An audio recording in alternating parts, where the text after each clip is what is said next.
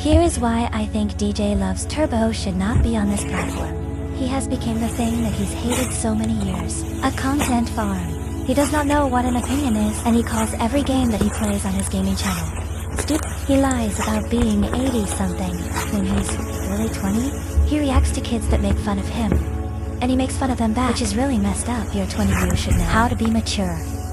And you should know that those kids are immature.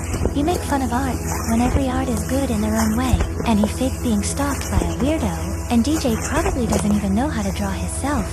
And DJ, if you're watching this, IDC if you make fun of me, just know that at least I'm more mature than you. Astro out.